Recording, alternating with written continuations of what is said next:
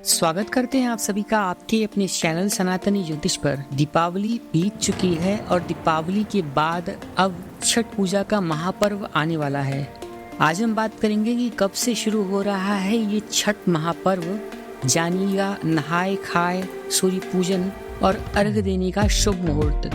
छठ पर्व षष्ठी तिथि से 2 दिन पहले यानी चतुर्थी से नहाए खाए से प्रारंभ हो जाता है और इसका समापन सप्तमी तिथि को पारण करके किया जाता है। छठ का ये पर्व पूरे 4 दिनों तक चलता है।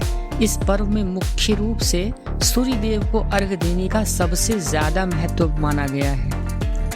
तो चलिए आज हम जानेंगे कि छठ पूजा की ये तिथियां और अर्घ का समय वर्ष 2023 में कब है और पारण का समय वर्ष 2023 में कब पड़ रहा है।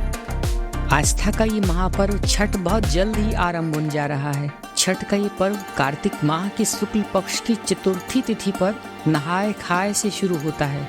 पंचमी को खरना, षष्ठी को डूबते सूर्य को अर्घ और सप्तमी को उगते सूर्य को जल अर्पित करके ये व्रत संपन्न किया जाता है। 4 दिन तक चलने वाले इस पर्व में सूर्य और छठी मैया की पूजा की जाती है। इस दिन रखा जाने वाला व्रत बेहद कठिन माना जाता है क्योंकि इस व्रत को 36 घंटों तक कठिन नियमों का पालन करते हुए रखा जाता है। वास्तव में श्रेष्ठ हैं वो महिलाएं जो इस व्रत को संपन्न करती हैं और अपने पुत्र की कामना के लिए और अपने पुत्र की आयु आरोग्य एवं संपन्नता हेतु इस महापर्व को, इस कठिन तपस्या को पूरे श्रद्धा और विश्वास के साथ पूरे देश भर में करती हैं। इस वर्ष छठ पर्व की महापूजा 17 नवंबर 2023 से प्रारंभ हो रही है जिसका समापन 20 नवंबर को होगा। बिहार में तो ये पर्व विशेष तौर पर बहुत हर्षोल्लास के साथ मनाया जाता है। ये व्रत संतान के सुखी जीवन की कामना के लिए किया जाता है। छठ पर्व षष्ठी तिथि से 2 दिन पहले यानी चतुर्थी से नहाए खाए से प्रारंभ हो जाता है और इसका समापन सप्तमी तिथि को पारण करके किया जाता है। ये पर्व पूरे 4 दिनों तक चलता है। इस पर्व में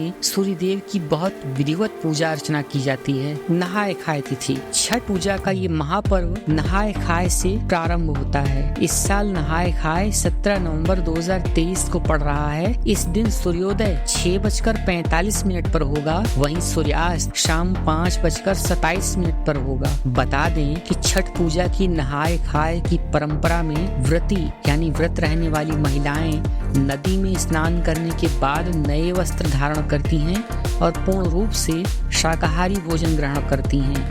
इस दिन व्रती के भोजन ग्रहण करने के बाद ही घर के बाकी सदस्य भोजन ग्रहण करते हैं।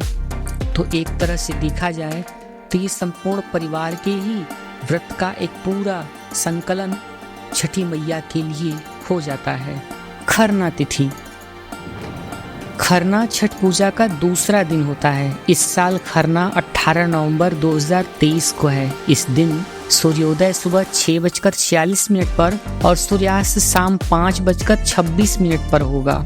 खरना के दिन व्रती एक समय मीठा भोजन करते हैं। इस दिन गुड़ से बनी चावल की खीर बनाई जाती है और खाई भी यही जाती है।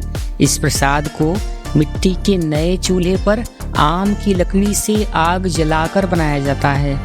इस प्रसाद को खाने के बाद व्रत प्रारंभ हो जाता है और इस दिन नमक नहीं खाया जाता।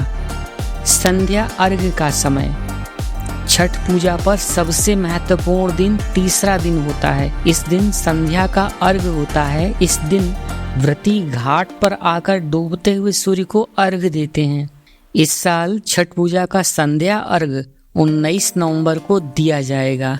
19 नवंबर को सूर्यास्त शाम 5:26 से सूर्यास्त प्रारंभ होगा। इस दिन टोकरी में फलों, ठेकुआ, चावल के लड्डू आदि अर्घ के सूप को सजाया जाता है।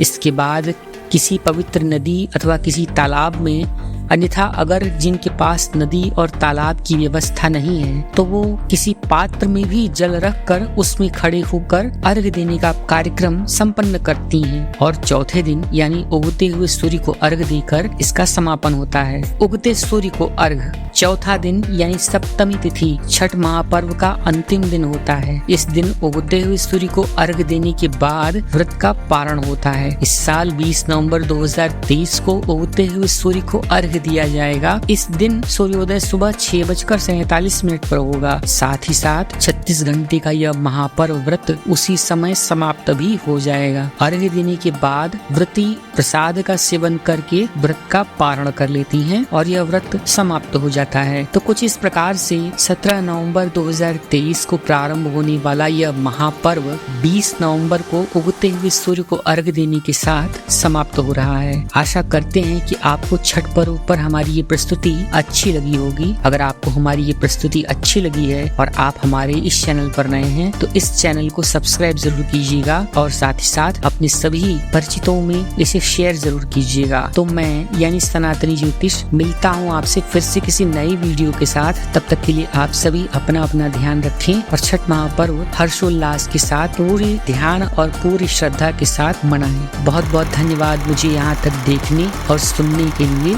Thanks for watching.